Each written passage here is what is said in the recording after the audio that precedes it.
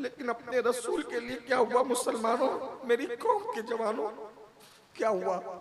आका फरमाते 2 कतार लगा करके वो खड़े थे और मुझ पे पत्थर मार रहे थे। पत्थर सर से लेकर के पैर तक मारते थे, लेकिन खास तौर पे आयशा, वो मेरी पिंडलियों पे पत्थर मारते थे। नालैन खून से भर गई थी, नालैन खून से भर, मुझसे खड़ा नहीं रह जाता था, मैं बैठ जाता था। आयशा, जब मैं बैठ जाता था तो वो दोनों तरफ से मेरे बाजू पकड़ के उठा के खड़ा करते थे और खड़े करके फिर मुझे मारते थे। ये हुजूर की मेहनत थी। आज हुजूर की मेहनतों पर किसको एहसास? करीब में एक बड़ा सा पत्थर पड़ा था, मैंने उठाया और उठाने के बाद जोर से उसके सर पे दे मारा।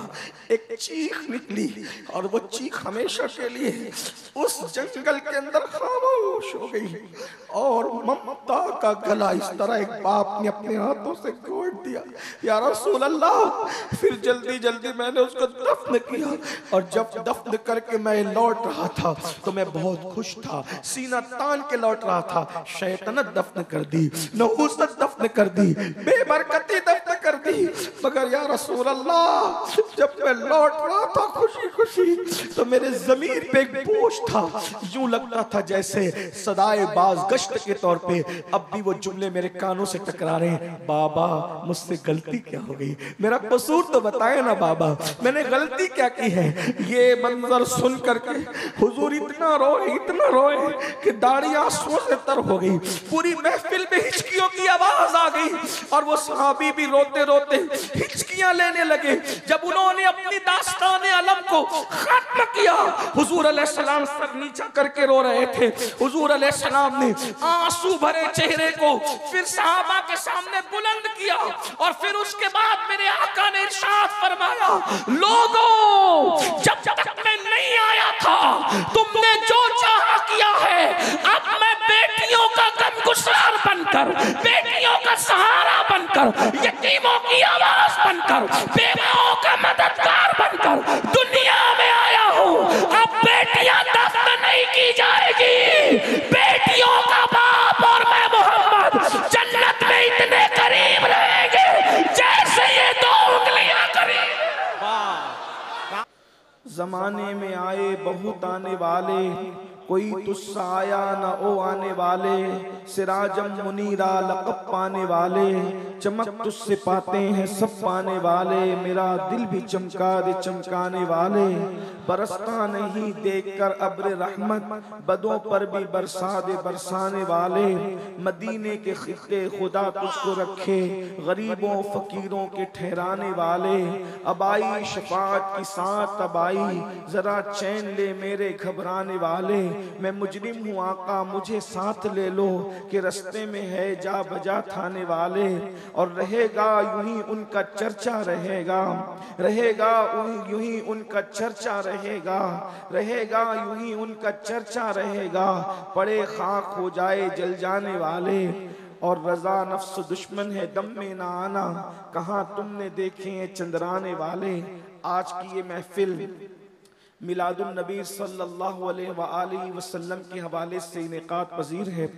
मुझसे पेशतर आपने हमारी जमात के बड़े बड़े उलमा, खुतबा, शुअरा, दानिश्वरों को समात कर लिया है और मेरे बाद भी इंशाअल्लाह आलमी शोहरत याफ्ता शुअरा खुतबा को आप समात करेंगे। मैं हर 2 के दरमियान में बहुत मुख्तसर से वक्त के लिए हाजिर हूँ। थोड़ी देर मैं आपकी खिदमत के लिए हाजिर हूँ। अल्लाह पाक की बारगाह में दुआ करता हूँ कि रब तबारक व तआला जिस आया करीमा की तिलावत की गई है उसके मुतालिक मुझे हक कहने और आप सबको हक सुनकर उस पर अमल करने और उसे आम करने की तौफीक अता फरमाए। मुसलमानों का सबसे बड़ा त्यौहार, आशिकाने रसूल का सबसे बड़ा त्यौहार सिर्फ ईद नहीं बल्कि ईदों की ईद अभी हमारे दरमियान से गुजरी है। हम इसको ईदों की ईद इसलिए कहते हैं कि अगर ये ईद न होती तो ना ईद उल फित्र होती, ना ईद उल अदहा होती, ना ईद उल जुमा होती, ना ईद उल अरफा होती, कोई ईद ना होती। बल्कि ईद तो अपनी जगह, ना कोई दिन होता, ना कोई रात होती, ना कोई सुबह होती, ना कोई शाम होती, ना किसी से किसी की मुलाकात होती, यहाँ तक कि ना जमीन होते, ना जमीन होती, ना आसमान होते, ना सितारों की अंजुमन होती, ना आसमान का साइबान होता, ना जमीन का बिछौना होता, ना शफक का जमाल होता, ना उफक की सुर्खियां होती, ना कुमरियों की आवाज होती, ना भौरों की गुनगुनाहट होती, ना फूलों की तबस्सुम होती, ना कलियों की मुस्कुराहट होती, ना बलखाती नदियां होती, ना दरियाओं की रवानी होती, ना समंदरों की तुगयानी होती। जो सब कुछ है सिर्फ इसलिए है कि वो जो न थे तो कुछ न था, वो जो न हो तो कुछ न हो, वो जो न थे तो कुछ न था, वो जो न हो तो कुछ न हो। जान है वो जहान की, जान है तो जहान है। इस दिन हमारे आका तशरीफ लाए और ये ईदों की ईद है। आप अंदाजा फरमाएं, दुनिया के अंदर कोई दिन ऐसा नहीं है जो सबके लिए खुशियों का दिन हो। इसलिए कि अगर कोई दिन किसी के लिए खुशी का है तो वही दिन किसी के लिए गम का है। अल्लाह अकबर। जमाने में कोई भी दिन सबके लिए खुशी का दिन नहीं आता। अल्लाह अकबर। मिसाल के तौर पर अगर आप कहेंगे कि 15 अगस्त सबके लिए खुशी का दिन है तो मैं कहूंगा नहीं, ये हिंदुस्तानियों के लिए तो खुशी का दिन हो सकता है कि हिंदुस्तानियों को आजादी मिली, तो अंग्रेजों के लिए इतने दुख का दिन है कि इतना बड़ा मुल्क उनके हाथ से चला गया। देखा, एक मुल्क के लोग खुशी मना रहे हैं तो दूसरे मुल्क के लोग बेचैन और बेकरार हो रहे हैं, वो गमगीन हो रहे हैं। एक मुल्क के लिए खुशी का, दूसरों के लिए गम का। इसी तरीके से अल्लाह अकबर, किसी का इंतकाल होता है, अगर वली भी दुनिया से जाता है, मुरीदीन रो रहे हैं और फरिश्ते खुशी मना रहे हैं। मुरीदीन इसलिए रो रहे हैं कि अल्लाह अकबर, फर्श से मातम उठे वो तैयब व ताहिर गया और अर्श पर धूमे मचे, अर्श पर धूमे मचे वो मोमिन साले मिला। फर्श से मातम उठे वो तैयब व ताहिर गया। देख रहे हैं फरिश्ते खुश हो रहे हैं और इंसान रो रहे हैं। अल्लाह अकबर। इसी तरीके से आप कयास कर सकते हैं, जो दिन मजदूरों के लिए खुशी का दिन होगा वो दिन मालदारों के लिए गम का दिन होगा। अगर मजदूरों की बात मान करके तनख्वाह बढ़ा दी गई है तो बोलो सेठों का नुकसान होगा कि नहीं होगा? वो खुशी मना रहे हैं, हम कामयाब हो गए, ये गमगीन हो रहे हैं, हमारी जेब कट रही है। इसी तरीके से आप देखते चले जाएं। अल्लाह अकबर। लेकिन कायनात में एक दिन ऐसा भी आता है जो मालदारों के लिए भी खुशी का है और गरीबों के लिए भी खुशी का है। एक दिन ऐसा भी आता है जो जमीन वालों के लिए भी खुशी का है और आसमान वालों के लिए भी खुशी का है। एक दिन ऐसा आता है जो मुसलमानों के लिए भी खुशी का है और गैर मुस्लिमों के लिए भी खुशी का है। अल्लाह अकबर। एक दिन ऐसा आता है जो फर्शियों के लिए भी खुशी का है, अर्शियों के लिए भी खुशी का है। वो दिन कौन सा है? वो दिन सिर्फ और सिर्फ मिलादुन नबी का दिन है, मुस्तफा जाने रहमत की आमद का दिन है। आप कहेंगे वो क्यों? मैंने कहा मुसलमान इसलिए खुश हैं कि उनको ईमान मिला है, लेकिन गैर मुस्लिमों को जीने का सलीका तो मिला है। वरना जब तक के मेरे आका तशरीफ न लाए थे, अल्लाह अकबर, जो गैर मुस्लिम है उन्हें न खाने का शऊर था, न पहनने का शऊर था, न ओढ़ने का शऊर था। अल्लाह अकबर। मुझे यहाँ पर एक बात बतानी है आपको, आप उसको महसूस कीजिएगा। अल्लाह अकबर। मिलादुन नबी आए, मिलाद मुस्तफा आई तो सबके लिए बरकत का दिन, सबके लिए रहमत का दिन। इस दिन मजदूरों को हक मिल रहा है। आका फरमाते हैं मजदूर का पसीना सूखने से पहले उसको मजदूरी दे दी जाए, मजदूर का पसीना सूखने से पहले उसको मजदूरी दे दी जाए। ये तो जानवरों के लिए भी खुशी का दिन है। अल्लाह अकबर। पहले लोग जानवरों को खाने के लिए कभी पैर काट देते थे, कभी कुछ उज़्व काट देते थे, जिंदा जानवर के उज़्व काट काट के खाए जाते थे। रहमतुल लिल आलमीन ने फरमाया अगर हलाल जानवर खाना ही है तो इस तरह उसको अजियत देकर न खाओ, बल्कि पहले गले के पास से उसको ज़बह कर लो और जब उसका जिस्म ठंडा हो जाए फिर उससे जिल्द उतारो, उसके बाद उसे खाया जाए। अल्लाह अकबर। जिसने जानवरों के हुकूक बताए, जिसने इंसानों के हुकूक बताए, जिसने रास्ते के हुकूक बताए, जिसने दरख्तों के हुकूक बताए, जिसने पत्थरों के हुकूक बताए, अल्लाह अकबर। जिसने अल्लाह अकबर शौहर की चिता पर जलने वाली औरत के कदमों में जन्नत को समेट कर रख दिया और औरत का मकाम बताया, अल जन्नत तहता अक़दामिल उम्महातिकुम, जन्नत तुम्हारी माओं के कदमों के नीचे है। जब तक हुजूर तशरीफ न लाए थे बेवाओं को चिता पर जलाया जाता था। आमिना के लाल एक बेवा खातून की तशरीफ ला करके दुनिया को बताते हैं, अरे अगर बेवा मनहूस होती तो नबी की माँ बेवा क्यों होती? नबी की माँ जैसे खुशनसीब भी कोई हो सकता है? किसी का बेटा गौस है, किसी का बेटा कुतुब है, किसी का बेटा अब्दाल है, अरे किसी का बेटा कलीमुल्लाह है, किसी का बेटा नजीउल्लाह है, किसी का बेटा कलीमतुल्लाह है, तन्हा आमिना है जिसका बेटा हबीबुल्लाह। क्या कहने, जिंदाबाद जिंदाबाद।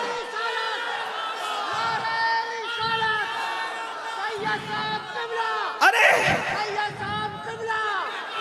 जिस बेवा को सबने मनहूस जान करके चाहे वो रुस्वा किया था, मेरे नबी ने उन्हीं बेवाओं की इज्जत बढ़ा दिया।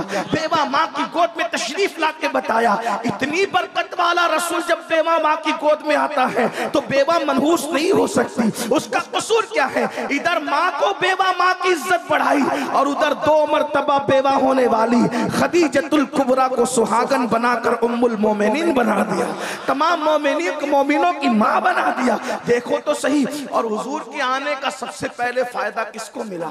औरत को मिला। और भी कौन सी औरत? आजाद औरत नहीं, आजाद औरत से भी ज्यादा गिरा हुआ दर्जा जो है वो कनीज औरत का था। लेकिन हुजूर जैसे दुनिया में तशरीफ लाए, कनीज दौड़ी दौड़ी गई और अबू लहब से कहा, अबू लहब मुबारक हो, तेरे घर भतीजा आया है, तेरे भाई अब्दुल्ला के यहाँ बेटा आया है। ऐसे ही अबू लहब ने उंगली का इशारा करके कहा, जा मैंने भतीजे की खुशी में तुझे आजाद कर दिया। गोया के नबी आके बता रहे हैं, अब मैं आ गया हूँ औरतों को आजाद कराने के लिए आया हूँ, औरतों को आजादी देने के लिए। आका की आमद का सबसे पहला फायदा औरतों को मिला। आज लोग औरतों के हुकूक की बड़ी बात करते। मुझे यहाँ पर हुजूर की मिलाद की बात करनी, जश्न मिलाद। हुजूर आए, इनकलाब आया।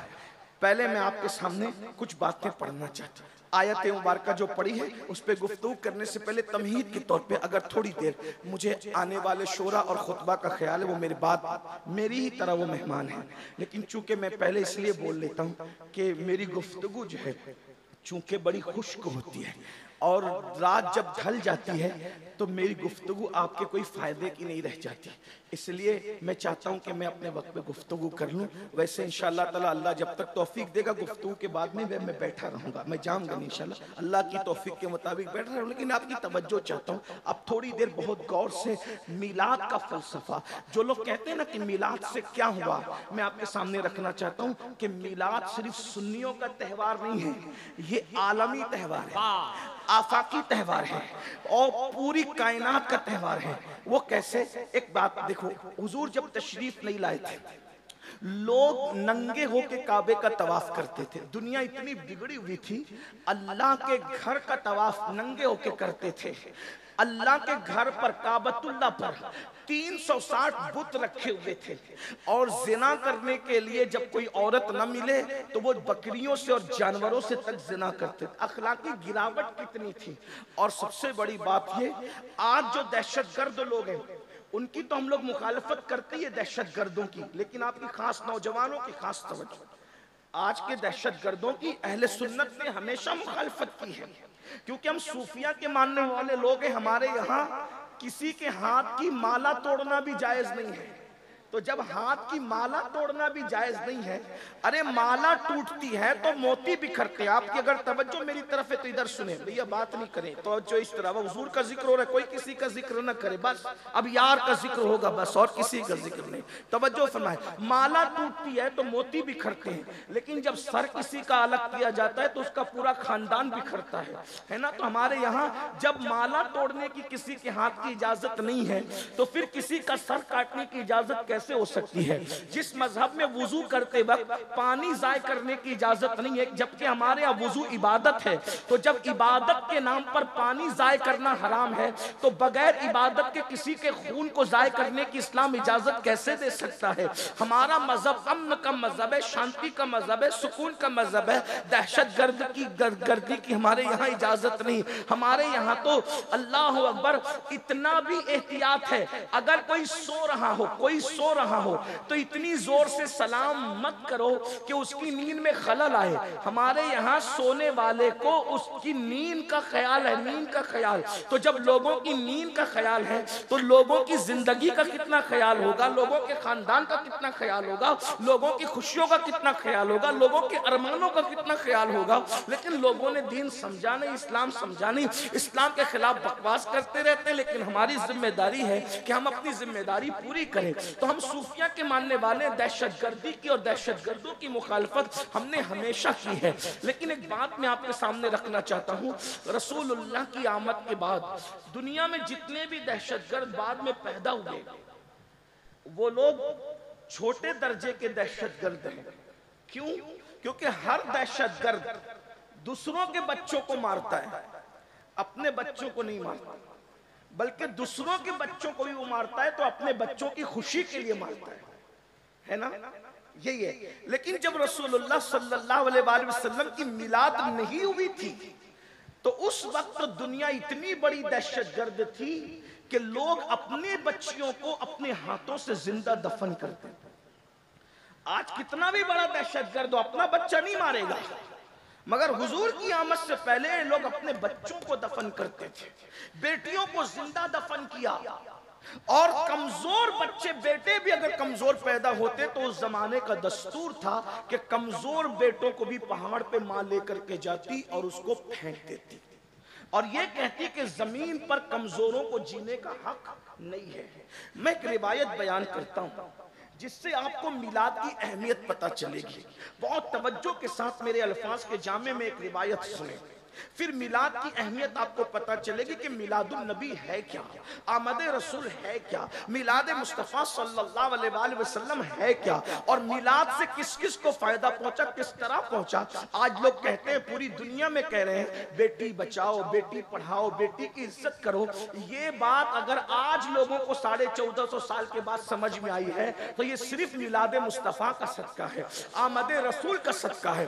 वरना जिनकी जबानें आज बेटी बेटी कर रही है, कल इन्हीं की जबानें बेटियों के ताल्लुक से क्या थी, मैं वो थोड़ा सा जायजा पेश करता हूँ। ये तारीख के अनमिट नकूश है जिस पे टिप्पणी नहीं कर रहा हूँ, सिर्फ हकायक आपके सामने रख रहा हूँ। देखिए, अल्लाह के रसूल अलैहिस्सलाम की आमद से पहले नंगे होके काबे का तवाफ करना, अगर औरतें मखसूस अय्याम में चली जाए तो औरतों को घरों के अंदर अंधेरे में बंद कर दिया जाता था। अगर बेवा होती थी तो हमारे भारत ही के अंदर ये तरीका था। सबूत है, मैं किसी मजहब पे टिप्पणी नहीं कर रहा हूँ, हालात बता रहा हूँ। हालात सिर्फ आप चेक करें क्या हालात थे। जब कोई औरत बेवा हो जाती थी उसका सर मोड़ दिया जाता था, उसके बालों को मोड़ करके उसको जो है कमरे में कैद कर दिया जाता था। वो शादियों में नहीं जा सकती थी, वो खुशी की महफिल में नहीं जा सकती थी। अब सुहागन औरतें उसको सुबह के वक्त देखती तो अपना चेहरा फेर लेती थी। सुबह के वक्त अगर औरतें आंगन से गुजरती, बेवा औरतें, तो वहां पर पानी डाला जाता था। ये बेवाओं के साथ, यानी बेवा का शौहर क्या मर गया, उसकी जिंदगी मौत से बदतर कर दी जाती थी। पहले तो जला दी जाती थी शौहर के साथ, और अगर जो बच भी जाती वो इस तरह बदतरीन हालात में जिंदगी गुजारती थी कि उसको कहीं हक हासिल नहीं था। ये दुनिया के हालात थे। यूनान को देखें, हिंदुस्तान को देखें, अरब को देखें। लेकिन अब आइए थोड़ा सा मिलाद पर तवज्जो करते हैं। हुजूर अलैहिस्सलाम की मेहनतें बहुत हैं, आप गौर कीजिएगा। बात जो कुछ चिल्लाने पिछ उन्हें चिल्लाने दें, क्यों चिल्लाने मुझे नहीं पता, लेकिन अगर जिक्र रसूल से बड़ी भी कोई चीज उनके नजदीक है तो वो बात करते रहे। लेकिन मुझे कोई गुस्सा नहीं इस पर।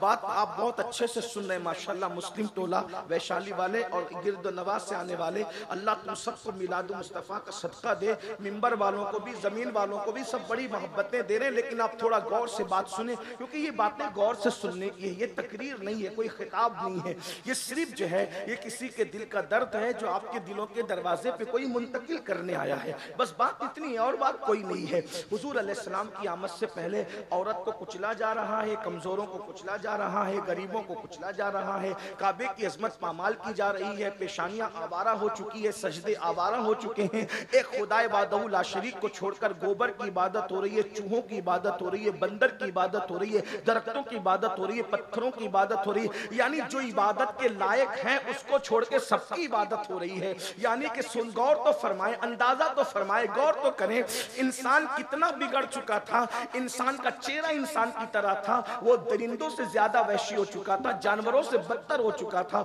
जो खुदा की हक तलफी करने लगे वो किसका हक अदा करेंगे? अल्लाह अकबर, अल्लाह अकबर। अंदाजा फरमाए हुजूर के आने से पहले के हालात जो मैं वाकया पेश करके आपको समझाना चाहता हूँ, बताना चाहता हूँ, जरा उसको महसूस करें। अगर दूसरे मकातिबे फिक्र के भाई आए हैं उनसे भी मेरी गुजारिश है कि जरा मिलाद पर तवज्जो करें। मिलाद किस चीज का नाम है? मिलाद कहते किसे? अगर आपने किसी से सुन करके जो है वो यूं ही बोलना शुरू कर दिया है और यूं ही आप हुजूर अलैहि सलाम की मिलाद पर टिप्पणी करते हैं तो थोड़ा सा एक मुताला करें, मिलाद किस चीज का नाम है।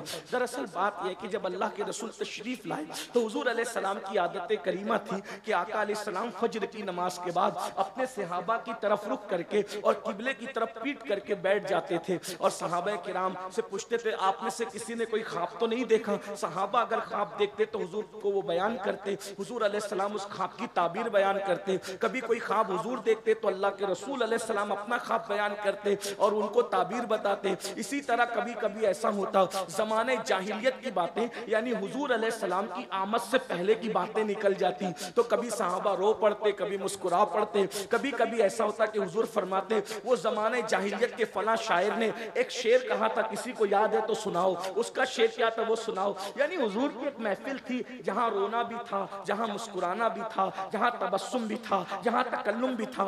एक महफिल में सारी अंजुमने सिमट आती थी। अब गौर करें, एक दिन ऐसा हुआ फजर की नमाज के बाद आमिना का लाल, अब्दुल्ला का जिगर पारा, हम सब के आका व मौला मुस्तफ़ा करीम रऊफुर रहीम सल्लल्लाहु अलैहि वसल्लम सहाबा के झुरमुट में बैठे। जरा तसव्वुर में लाइए, गिरदो नवाज से आने वालों जरा तसव्वुर में लाइए, जब उनका जिक्र करते हैं तो महफिल इतनी अच्छी लगती है, इतना नूर बरसता है, ऐसी रहमतों की बरसात होती है। जब बजाते खुद वो किसी महफिल में जलवगर होते होंगे तो उस वक्त तो महफिल का आलम क्या होता होगा। एक तरफ सिद्दीक बावफा है, एक तरफ फारूक है, फारूक आजम है, एक तरफ उस्मान जुन्नूरैन है, एक तरफ हैदर कर्रार है, कहीं साद है, कहीं सईद है, कहीं तलहा है, कहीं जुबैर है, कभी अबू उबैदा है, कहीं अबू जो वो अब्दुर रहमान इब्न औफ है, कहीं अबू हुरैरा है, कहीं खालिद इब्न वलीद है। गर्ज के सहाबा के झुरमुट में आमिना का लाल जलवगर है, आफ्ताब रिसालत, महताब रिसालत की जलवगरी है। और हुजूर अलैहिस्सलाम के उस महफिल में अचानक ज़माने जाहिलियत का जिक्र निकल आता है। एक सहाबी जिन्होंने जाहिलियत के दौर में भी एक तवील उम्र गुजारी थी और वो ईमान की दौलत हासिल कर चुके थे, उन्होंने अर्ज की, या रसूल अल्लाह, आप तशरीफ ले आए ना, बड़ा एहसान किया हम पर। हुजूर आप आ गए ना, बड़ा एहसान किया हम पर। आप आए हैं तो आलम में बहार आई है, आप आए हैं जमाने में बहार आई है। हुजूर आप ना आए थे हम तो जानवरों से बदतरीन जिंदगी गुजार रहे थे। हुजूर आप ना आए थे हम तो जानवरों से भी गैर गुजरी जिंदगी गुजार रहे थे। आका आप आ गए, खुदा का शुक्र है, बहुत एहसान है। यानी मिलाद का गोया कि वो जलसा हो रहा था। जलसे मिलाद की अलग अलग अंदाज है, जैसे जैसे हालात बदलते गए, अंदाज बदलते गए। अब इससे बड़ी मिलाद की महफिल क्या होगी? साहिबे मिलाद खुद मौजूद है, हुजूर की आमद का तस्करा हो रहा है, हुजूर अलैहि सलाम की आमद पर शुक्र अदा किया जा रहा है। इससे बड़ी मिलाद की महफिल क्या होगी? उतने में वही सहाबी कहते हैं, आका अगर इजाजत दें तो मैं लोगों को बताऊं कि जब आप नहीं आए थे तो हम कितने खूंखार थे, हम कितने बुरे थे, हम कितनी बुराई में जिंदगी गुजार रहे थे, और आप आए तो हम कैसे बदल गए। हुजूर ने फरमाया, इजाजत है, बताओ तुमने जाहिलियत का दौर कैसे गुजारा, कुफ्र का दौर कैसे गुजारा, मेरे आने से पहले के हालात कैसे गुजारे। तो उस सहाबी ने कहा, या रसूल अल्लाह, हालात तो बड़े तवील है जो हमने गुजारे हैं, लेकिन जिंदगी का एक वाकया जो मुझे याद आता है मैं आपको सुनाता हूँ। अब वो वाकया वो सहाबी हुजूर को सुना रहे हैं, सब सहाबा सुन रहे हैं। अब मैं उनकी आवाज को ला तो नहीं सकता, लेकिन उनके अल्फाज को अपने अल्फाज के जामे में नकल करता हूँ ताकि मिलाद की अहमियत पता चले। वो कहते हैं, आका मैं वो जालिम बाप हूँ, वो उनकी अपनी बात है। हम सहाबी को ईमान लाने के बाद कभी बुरे अल्फाज से याद करना तो दूर की बात, कभी उसका तसव्वुर नहीं कर सकते,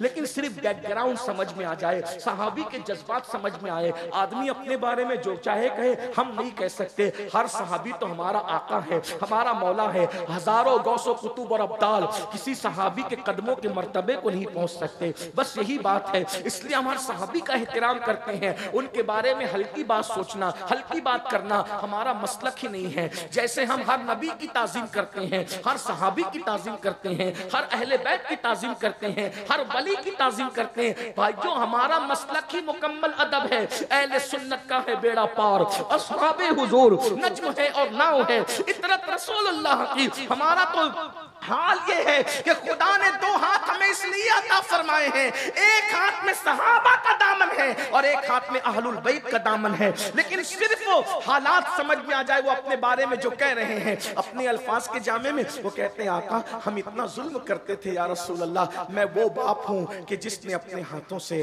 अपनी 4-4 बेटियों को, एक रिवायत के मुताबिक 5 बेटियों को, एक रिवायत के मुताबिक 7 बेटियों को, बहरहाल जो भी है, लेकिन मैं यहाँ 4 का तस्करा कर दूं या रसूल अल्लाह, मैंने अपने हाथों से अपनी 4 बेटियों को जिंदा दफन किया है, तुम भी बेटियों के बाप हो। अल्हम्दुलिल्लाह मेरे घर में भी सैयदा की 2 कनीजें मौजूद हैं। अल्लाह अल्लाह, अंदाजा करें बेटों से ज्यादा आज मुसलमानों को बेटियों से प्यार है। आइए मैं आपको बताऊं उसकी वजह क्या है। उसकी वजह सिर्फ मिलादुन नबी है। अगर माएँ और बहनें मेरी गुफ्तगू सुन रही हैं तो वो भी बड़ी तवज्जो से सुने। अरे ये टीवी चैनलों पे बैठकर इस्लाम के खिलाफ बकवास करने वालों के बहकावे में आने की जरूरत नहीं है।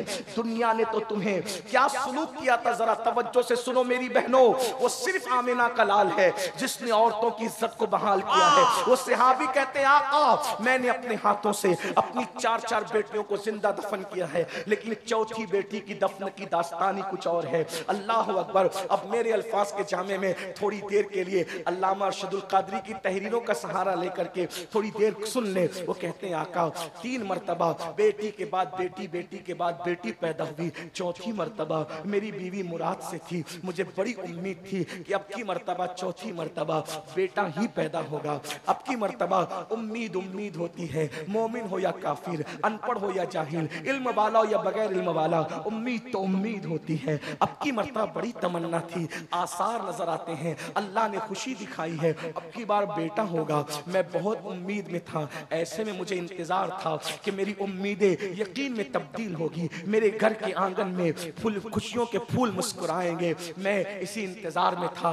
अचानक मुझे बहुत मजबूरी के तहत एक लंबे सफर पे जाना पड़ा। जाहिर सी बात है उस दौर का सफर ट्रेनों का सफर तो नहीं था, प्लेनों का सफर तो नहीं था। मिसाल के तौर पे आज कितनी दुनिया सिमट गई है। मैं सुबह को मैं कलियर शरीफ से चला हूं और शाम होने से पहले मैं पटना पहुंच गया हूं। इतनी दुनिया सिमट गई। अगर मैं कलियर शरीफ का प्रोग्राम करके वैशाली आता तो शायद 1 महीना गुजर जाता और मैं पहुंच पाता, लेकिन दुनिया सिमट गई है। तो उस दौर में जो सफर होते थे 2-2, 3-3 दिन के नहीं होते थे, महीनों के होते थे, सालों के होते थे। वो कहते हैं या रसूल अल्लाह अचानक लंबा सफर दरपेश था तो मैंने अपनी बीवी को बुलाया और बीवी को बुलाकर, अब देखो वो सहाबी के अल्फाज मैं अपने अल्फाज के जामे में समेट कर पेश कर रहा हूँ। तसव्वुरात की दुनिया में खो जाइए। हुजूर की महफिल में सहाबी का बयान। कहते हैं आका जब मैं सफर पे जाने लगा तो मैंने अपनी बीवी को बुलाया और बीवी को बुलाकर कहा देखो अगर बेटा पैदा हो उसकी निगहदाश्त करना, उसका ख्याल करना, उसकी परवरिश करना, लेकिन हाँ अगर पहले की तरह बेटी पैदा हो तो फिर तुम उसको जिंदा मत रखना, बल्कि जैसे मैंने कब्र खोद करके उसको दफन कर दिया था 3 बेटियों को, वैसे चौथी को भी तुम दफन कर देना। गोया के एक बाप अपनी बीवी को अपनी बेटी के हवाले से ये वसीयत कर रहा था सफर पर जाने से पहले पहले कि जब तेरे यहाँ बेटी पैदा हो तो तू ममता का इजहार न करना, ममता का इजहार न करना, बल्कि नागिन बन करके उसको डस लेना। अल्लाह अकबर। अंदाजा फरमाए बेटी का ये हाल था, बेटी के बारे में तसव्वुरात थे। और उसके बाद फिर मैं सफर पे चला गया और जब बहुत तवील अरसे के बाद मैं सफर से वापस आया तो मैंने अपनी बीवी से सबसे पहला सवाल ये किया, बताओ जो अमानत मैं तुम्हारे पेट में छोड़ करके गया था उस अमानत के बारे में तुम क्या कहती हो। मेरी बीवी ने मुझसे झूठ बोला और उसने कहा मेरे सरताज मुर्दा बच्ची पैदा हुई थी, मैंने फेंक दिया, बात आई गई हो गई, अब मैं अपनी नॉर्मल जिंदगी गुजारने लगा। एक दिन ऐसा हुआ या रसूल अल्लाह जो घर आने का मेरा टाइम था उसके अलावा, यानी उस टाइम के अलावा जल्दी से मैं घर आया तो मैंने क्या देखा कि मेरे घर के आंगन में मेरी बीवी एक नन्ही सी 4 साल की बच्ची के साथ खेल रही है। वो बच्ची की शक्ल हूबहू मेरी तरह थी, वो मेरी हमशक्ल थी और मेरी बीवी को वो माँ कह कह के पुकारती थी। मैंने पहली मर्तबा अपने घर के आंगन में कोई बेटी देखी थी, इसलिए कि हमारे यहाँ बेटी का क्या तस्वुर था, बेटी का मतलब शैतानत, बेटी का मतलब बेबरकती, बेटी का मतलब नहूसत, बेटी का मतलब तबाही, बेटी का मतलब बर्बादी। हम बेटी को ये सब कुछ समझते थे, शैतान का दूसरा रूप हम बेटी को समझते थे, बेबरकती का सबब हम बेटी को समझते थे, नहूसत का सबब हम बेटी को समझते थे। मैंने 4 साल की अपनी हमशबी बेटी को अपने आंगन में देख करके गरजदार आवाज में पूछा, कौन है ये बच्ची? तो मेरी बीवी मेरे कदमों में गिर गई और कदम पकड़कर कहने लगी, मेरे सरताज आप पूछते हैं बच्ची कौन है? दरअसल मैंने आपसे झूठ बोला था। बात यह है, ये मेरी और तुम्हारी मोहब्बतों की निशानी है, ये मेरी और तुम्हारे प्यार की निशानी है। 4 बेटियां हो गई है, 3 को तो दफन कर दिया, अब 5वीं मर्तबा पता नहीं मैं माँ बन सकूंगी कि नहीं बन सकूंगी, इसलिए चौथी बच्ची को ममता की वजह से बचा लिया है। तो अब इसको दफन मत कीजिएगा, इसको मारिएगा मत, इसको जो है वो इसकी जिंदगी मत खत्म कीजिएगा। मेरी बीवी ने मुझे इतनी मिन्नत और समाजत की कि फिर मैंने फैसला कर लिया, अब मैं ये बेटी को पालूंगा, दफन नहीं करूंगा। लेकिन माहौल माशरा इतना जालिम था कि हम बेटी को बर्दाश्त नहीं कर सकते थे, इसलिए कि बेटी बड़ी होगी, शादी होगी, कोई दामाद बनेगा, वो हमें दबाएगा, इसलिए हम बेटियों को दफन बर्दाश्त नहीं कर सकते थे। मैंने बीवी को कहा ठीक है, मैं वादा करता हूँ हम इसे पालेंगे। और फिर उसके बाद बेटी मेरी बेटी, मैंने उसके साथ मोहब्बत की एक्टिंग शुरू की, मोहब्बत का एक गोया के दोहरा मेयार और गोया के जाहिरी तौर पे मोहब्बत मैंने शुरू की। मगर बेटी की खुसूसियत ये होती है कि बेटी माँ से ज्यादा, सबसे ज्यादा अगर किसी से प्यार करती है तो वो अपने बाप से प्यार करती है। मेरी बेटी जब सोती थी तो मेरी बाहों में सोती थी, मेरे बगैर वो रहती नहीं थी, वो मुझे अब्बा कह के पुकारती थी तो बहुत प्यार का समंदर उसके अंदर ठाठे मारता था, लेकिन मुझे वो बुरी लगती थी। मैं इंतजार में था कि कभी मौका मिले तो मैं इस नहूसत को, इस बेबरकती को जिंदा दफन कर दूंगा। एक दिन मैंने मेरी बाहों में सोने वाली बेटी को अपने बाहों में लिटाया और मैं इंतजार करने लगा जब रात गहरी हो जाए, रात तारीक हो जाए, मैं इस नहूसत और शैतानत को दफन कर दूं। बस ऐसे ही हुआ, रात तारीक गुजर गई, रात की सियाह जुल्फें, अल्लाह अकबर, जब उसके घुटनों से नीचे ढलकने लगी, रात की सियाह जुल्फें, अल्लाह अकबर, जब चादर बनकर उफ़क़े मक्का पर गहराई के साथ छा गई। सोने वाले सो रहे थे, नशे में धुत होने वाले हो रहे थे, पाप करने वाले पाप कर रहे थे। अल्लाह अकबर, उस बुतों की गंदगी और नहूसत से काबतुल्लाह शरीफ की अज़मत को तार तार करने की कोशिश की गई थी, लेकिन कुदसियाने फलक रात के आखिरी हिस्से में काबतुल्लाह के तवाफ के लिए नाजिल हो रहे थे। सारे मक्के के दरवाजे बंद थे। अचानक एक दरवाजा उस रात की गहराई में खुलता है और एक बाप सोने वाली बेटी को अपने हाथ में लेकर के खामोशी के साथ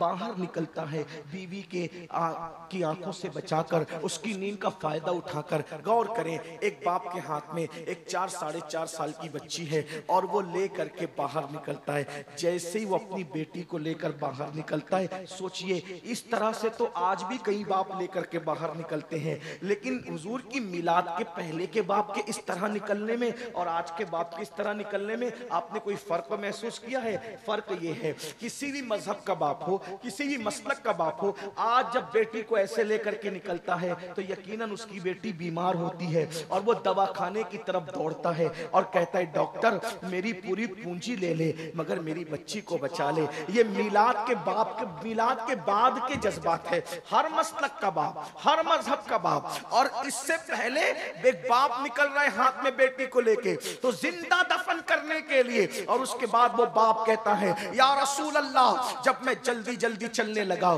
तो मेरा पैर एक पत्थर से टकराया, मैं जमीन पे गिर गया। जब जमीन पे गिरा हूं तो मेरी बच्ची दूर गिरी है, मैं गिरा हूं, लेकिन मैं इस बच्ची की नींद उस ठोकर की वजह से जमीन पे गिरने से खुल गई। मैं उठा, जल्दी से मैंने उठा, संभला, और इससे पहले कि मेरी बीवी को खबर हो और वो दौड़ती हुई आए इस बच्ची को बचा ले, मैंने बच्ची को उठाया तो बच्ची जाग चुकी थी। वो रोकर कहती थी बाबा तुम्हें कहीं चोट तो नहीं आई? बाबा तुम्हें कहीं, बेटी तो बेटी थी ना, बाबा तुम्हें कहीं चोट तो नहीं आई? अल्लाह अकबर। आका, उसके इस मासूमाना जुमले पर भी मेरा दिल नहीं पिघला। मैंने कहा चलो। उस बच्ची ने कहा आप मुझे अंधेरे में कहाँ ले जा रहे हैं? मैंने कहा चलो। जब वो चलने के लिए तैयार ना हुई और उसने अपनी माँ को पुकारा तो या रसूल अल्लाह, मैंने उसको घसीटना शुरू किया। पहले हाथ पकड़ के घसीटा। जब उसने कहा मैं नहीं आऊंगी, अम्मी कहाँ है, अंधेरे में मुझे डर लगता है, बाबा आप मुझे कहाँ ले जा रहे हैं? या रसूल अल्लाह, शैतान मुझ पर इतना गालिब था कि जब हाथ पकड़कर मेरी बेटी मेरे साथ चलने के लिए तैयार न हुई तो उस वक्त मैंने उसके बालों को पकड़ा और बालों के जरिए से घसीट करके मैं उसको वहां ले जाने लगा।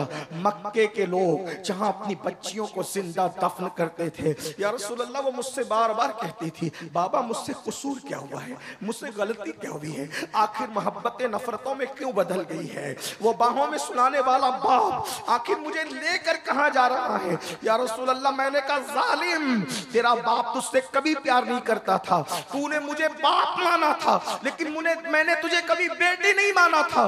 बिलाखिर या रसूल अल्लाह, अल मुख्तसर घसीटते हुए मैं वहां ले गया जहां काबतुल्लाह के सामने आज भी एक कब्रिस्तान है। हज को जाओ, उम्रा को जाओ तो जाओ और जा करके नन्ही नन्ही कब्रों को देखकर अंदाजा करो कि मिलाद के पहले के हालात क्या थे।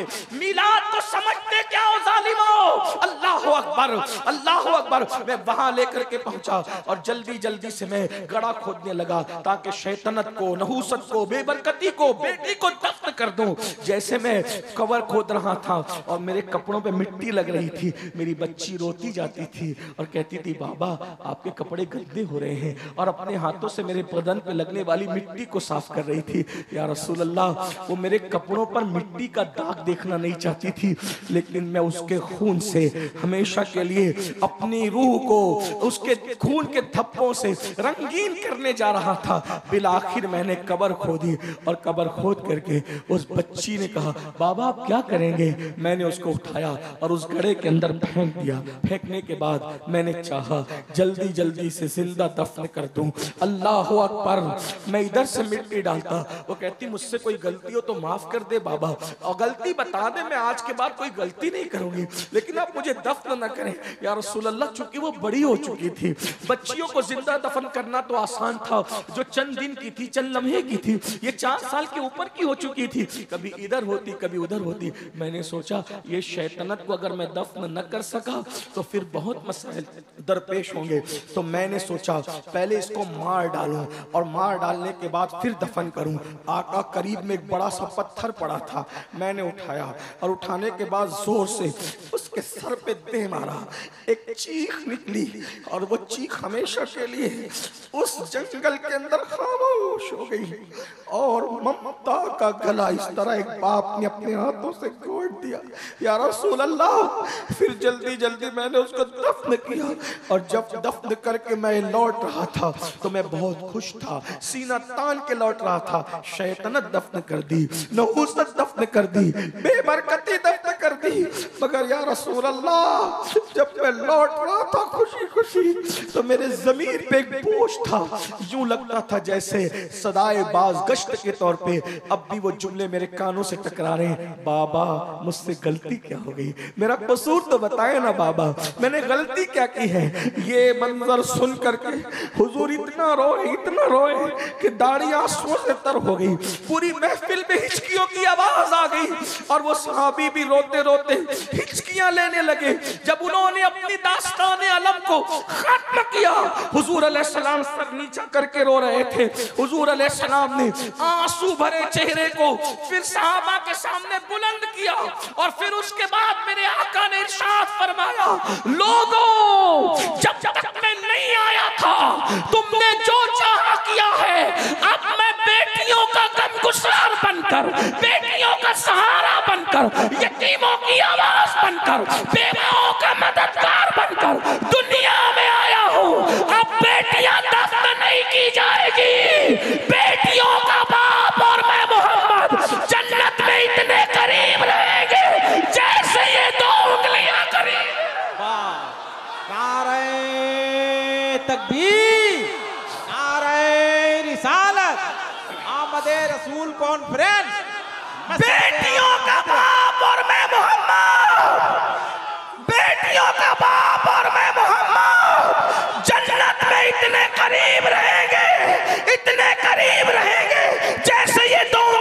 करीब है। अल्लाह के रसूल अलैहिस्सलाम फरमाते हैं उस पर जन्नत वाजिब हो गई जो बेटी की पैदाइश पर खुशी करता है, अच्छा नाम रखता है, अच्छी तरबियत करता है और अच्छे घराने में उसकी शादी कर देता है।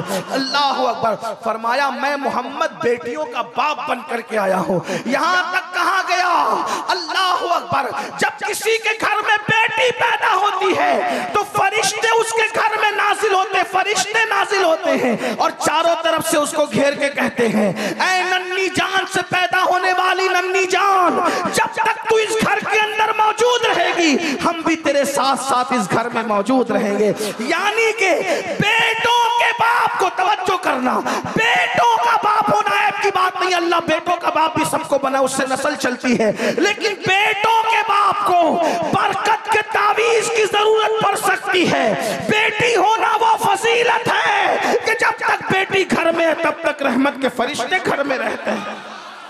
ये बेटी है। अल्लाह अकबर। अंदाजा फरमाए। अब आपसे पूछता हूं, वो मसलक के लोग जो मिलाद के मुनकिर हैं, मैं कोई गाली नहीं दे रहा हूं, लेकिन जरा गौर करो मौलवी साहब, आप मिलाद के मुनकिर हो, अगर आप बेटी को सीने से लगा के माथा चूम रहे हो तो ये आपके दारुल की मेहनत है या मिलादुन नबी का इनकलाब है? क्या है? अगर दूसरे किसी मजहब का इंसान, अगर किसी दूसरे मजहब का इंसान अपनी बेटी को अपने सीने से लगा करके, लोग कहते हैं कि हम मर्द के लिए क्या कहते हैं, ही कहते हैं, और औरत के लिए क्या कहते हैं, शी कहते हैं। इसका मतलब स्पेलिंग बढ़ गई ना, तो मतलब हम औरतों को बड़ा हुआ मानते। मैंने कहा हाँ, आपने तो जिंदा दफन किया था। ये ही और शी में अगर आप एक लफ्ज बढ़ाकर औरत की इज्जत का इजहार करते हैं तो ये सिर्फ आमिना के लाल की आमद का सदका है, मिलादुन नबी का सदका है। आज जो बेटियां पूरी दुनिया में जाकर तहकीक कर लो, मशरिक से लेकर मगरिब तक, अगर आज बेटी जल नहीं रही है, अगर आज बेटी दफन नहीं हो रही है, अगर आज बेटी की जिल्लत नहीं है, अगर आज बेटियां इज्जत पा रही है, उसका एक ही सबब है, मिलाद मुस्तफ़ा सल्लल्लाहु अलैहि वसल्लम। मिलाद मुस्तफ़ा सल्लल्लाहु, ये मिलाद की महफिल है, ये मिलाद की बरकत है। बेटियों को इज्जत मिली, मिलाद की बरकत है। बेवाओं को इज्जत मिली, मिलाद की बरकत है। यतीमों को इज्जत मिली। मेरे आका अलैहिस्सलाम के प्यारे दीवानों, हुजूर क्यों तशरीफ लाए? हुजूर के आने से पहले हालात ये थे, हुजूर पैगंबर इनकलाब बनकर आए। हमारे नबी पैगंबर इनकलाब, बात खत्म कर रहा हूं समेटते, पैगंबर इनकलाब है हमारे आका। वो कैसे? हुजूर के आने से पहले बेटियां दफन होती, तवज्जो करना, मैं अब समेटने लगा हूं। बेटी, हुजूर के आने से पहले बेटियां दफन होती थी, हुजूर के आने के बाद बेटियों से प्यार हो रहा है, ये इनकलाब। अब कितनी मुद्दत में? सिर्फ 23 साल की मुद्दत, सिर्फ 23 साल की मुद्दत। हुजूर के आने से पहले बेटियां दफन हो रही है। 23 साल की कलील मुद्दत में हुजूर ने इतनी मेहनत की लोगों पर कि वो लोग जो अपने हाथों से अपनी बेटी को दफन करते थे, जब एक जंग के मौके पर यतीम बच्चियां मस्जिद नबवी में लाई गई कि ये यतीम बच्चियां हैं, तो उस वक्त सहाबा ये कहते थे मुझे 4 चाहिए, मुझे 5 चाहिए, मुझे 6 चाहिए। ये मंजर देख करके लोग रो रहे थे। कहां अपने हाथों से बेटियां दफन करते थे और हुजूर की सोहबत का असर क्या है? अब दूसरों की यतीम बच्चियों को परवरिश करने के लिए, एक दूसरे से झगड़ा करने के लिए तैयार है। और आका ने बेटी और यतीम की शान क्या बयान की पता है? एक रास्ते से हुजूर तशरीफ ले जा रहे थे, क्या देखा कि वहां से नूर निकल रहे, घर से नूर निकल रहे, नूर निकल रहे। सहाबे किराम को वो नजर दे दी थी हुजूर ने कि नूर निकलता हुआ देख लेते थे। अर्ज़ की या रसूल अल्लाह, इस घर से नूर निकल रहा है। आका फरमाते जाके तहकीक कर लो, इस घर में 2 ही काम हो रहे होंगे, या तो किसी यतीम की परवरिश हो रही होगी, या तो आज इसके घर में बेटी पैदा हुई होगी। अंदाजा फरमाए, ये बेटी की शान है। इसलिए मैं आज भी आपसे कहता हूं, बेटी को बुरा मत समझो, बेटी को मनहूस मत जानो, बेटी को बुरा मत जानो। आजकल लोग बेटी को बोझ समझते हैं, आजकल लोग बेटी को बुरा समझते हैं। लेकिन एक बात आगे बढ़ने से पहले कह दूं, बल्कि बहनें मौजूद हो तो ये भी कह दूं, आज दुनिया इतनी जालिम हो गई, फिर से जालिम हो गई। हुजूर की आमद से पहले लोग बेटी को जिंदा दफन करते थे, मगर इतना तो हक देते थे कि वो पैदा हो जाए। तवज्जो करना, इतना तो हक देते थे कि वो पैदा हो जाए, पैदा हो। आज के तरक्की याफ्ता दौर में जब इस जालिम माशरे को पता चलता है कि पेट में बेटी है, तो डॉक्टर को रिश्वत देकर और ज्यादा पैसे देकर पटा फुसला कर मां के पेट में ही उस बच्ची को कत्ल कर देते हैं। चमचों से, छुरियों से। मक्के के काफिर बेटी को कम से कम कब्र में तो दफन करते थे, लेकिन आज के जालिम टुकड़े टुकड़े करके गट्टरों में बहा देते हैं। अपनी औलाद को पेट से गिराने वालों, औलाद के कातिलों, सुन लो, अल्लाह के रसूल ने फरमाया तुम पर जन्नत की खुशबू भी हराम है। जो मां के पेट से बच्चों को गिराते हैं गुर्बत के खौफ से, जहेज के खौफ से, शादी की महंगाई की बुनियाद पर, आका इरशाद फरमाते हैं कि ये बच्चे जिनको मां के पेट से गिराया जा रहा है, क़यामत के दिन बगैर सर के उठेंगे और अल्लाह की अदालत में अर्ज करेंगे, मौला इन माँ बाप से, जालिम से पूछ कि हमने क्या गलती की थी जिसकी सजा दी गई कि हमें दुनिया में आने से पहले कत्ल कर दिया गया।